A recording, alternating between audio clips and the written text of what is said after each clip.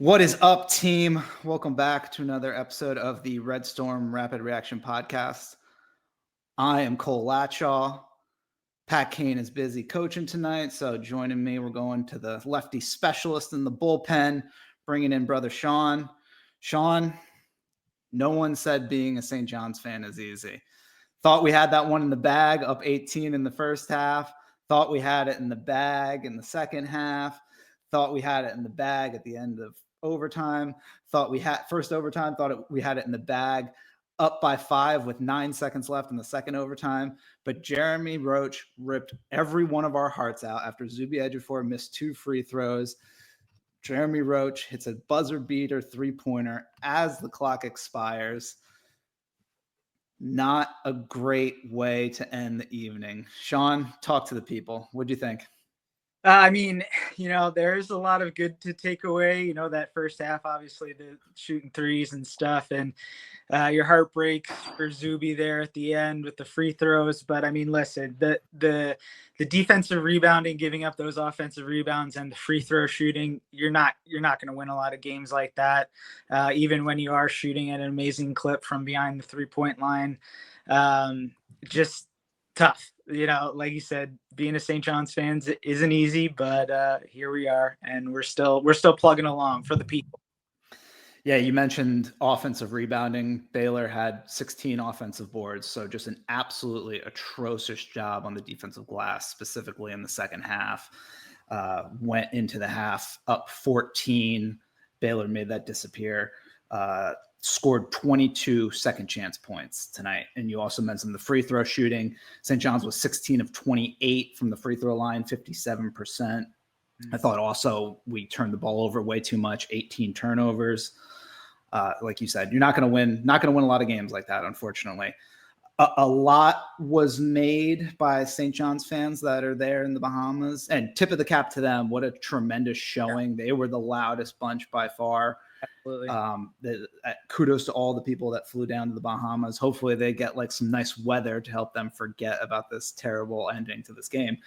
But I thought the fans were fantastic, but a lot was made by them about the ballroom at the Baha Mar where the game is played. They have low ceilings. They have a weird pattern on the ceiling.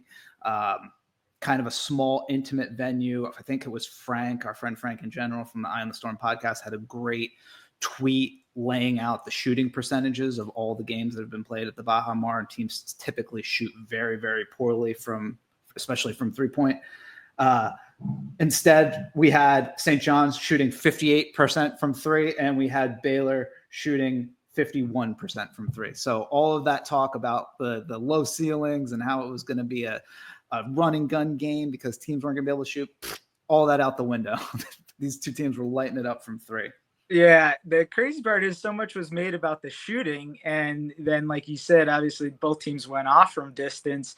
But I thought the bigger story was, are they playing on a ice skating rink there? Kadari obviously, I don't know if that was cramping or what was going on there late in the game, but thank God everybody came out healthy, because I was worried watching those guys slide around out there. I could not believe that the issues that they were having getting traction on that court.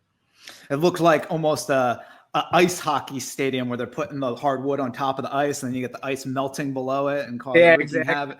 They had the prime minister of the Bahamas on the call in the game. Somebody should have been yelling in his ear about, hey, get some fucking like non-slippery surface going on here before a kid blows his ACL. Right. But I thought that was terrible. Going through some of the standout performances, Zuby had 20 and 10. Great game from him. Pat loves to throw the Zuby has never had more than 4 defensive rebounds in a game stat out every single time we talk. Zuby had 7 defensive rebounds today, did a good job on the glass defensively, especially in the first half. Obviously, we did terrible as a team defensive rebounding in the second half. RJ Lewis had a good game, 16 points, 6 rebounds, 4 assists. You mentioned Kadari Richmond, 14 points, 4 rebounds, 7 assists. I thought he had a couple of huge clutch buckets, that runner to tie the game at the end of the first half. Free throw shooting at the end of the first overtime to tie the game. I don't believe he checked back into the game in the second overtime. He was clearly dealing with some type of cramping issue or something, came up a little lame after that runner to end regulation. Davon Smith, 10 points, 6 rebounds, 5 assists. You and I talked a little bit before we started recording here, but my pick for player of the game, despite Zuby having a great double-double, Aaron Scott, 20 points, 6 rebounds, 5 of 6 from three-point, but I don't think that tells the whole story because he hit some insanely clutch three-point shots, different points, especially I think it was the end of the second half where Baylor had cut the lead to 1 multiple times, and he extended that lead with 2 3-pointers. Aaron Scott was an absolutely tremendous game. Anything stand out to you, Sean? Yeah, for sure. So like you're talking about Aaron Scott, I think, Jeremy Roach and VJ don't make those miracle threes there at the end, which were well defended, by the way. Let's just say that. I mean, those weren't defensive lapses or anything. Made some ridiculous shots, but Jeremy Roach doesn't make that shot. We might be talking about this as the Aaron Scott game. Being as locked into basketball as you and I are and watching those games, those threes were so huge and they were run stoppers at points, and the timing was just amazing with those shots. I am so impressed with Davon Smith. I think even when, you look up and I'm like, he's having an amazing game, and the number of the points aren't even there, but it's like, he's getting that baseline drive and then dump off to the big man down low. He had a couple of those. The passing is excellent. He has that speed. the big steal there, and then the tip on the opening tip of I think that was the second overtime. A lot of players, you don't even want to say role players because these guys are stars, but a lot of guys that fill nice roles on this team where it's like even without necessarily filling up the box score, they're really affecting the game. Kadari, obviously, that's kind of his thing, is controlling the game like that. Zuby, his energy in the first half was incredible and infectious. I think in the second half, they really tried to kind of extend him defensively and get him away from protecting the rim. And then they got a couple open looks towards the basket. Just tough. Did you see the fans with the Hawaiian dress shirts with the Zuby face on them? Those are tremendous.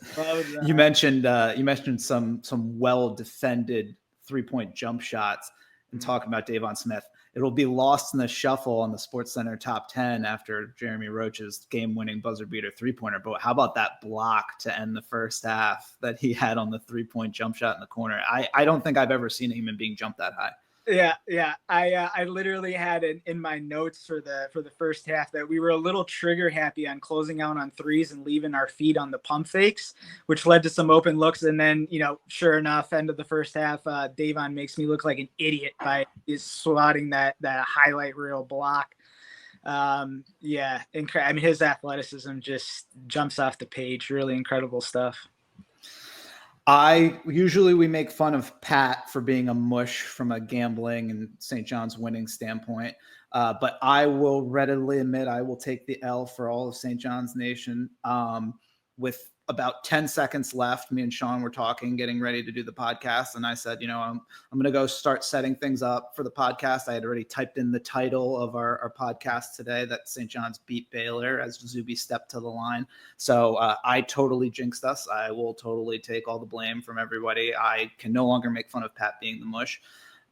Ultimately, I think Wally Zerbiak was talking about this post game, but you have to just hope and pray that this isn't something that you're looking back on Selection Sunday and kicking yourself that you didn't get this win, that you didn't make one extra play, you didn't get one more defensive rebound, limiting those second chance points. Because ultimately, if they end up falling just short of getting in March Madness, you're really going to look back and blame yourself for having this golden opportunity, a golden ticket, and not cashing it in.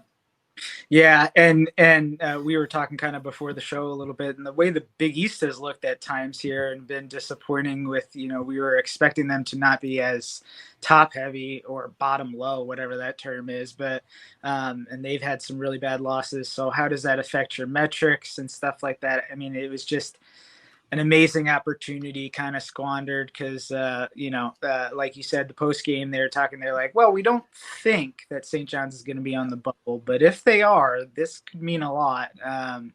So you really hope that we don't get to that point this year. See, what makes our podcast so good and so unique is that me and Pat kind of balance each other out. He's like the eternal optimist. I'm the consummate pessimist.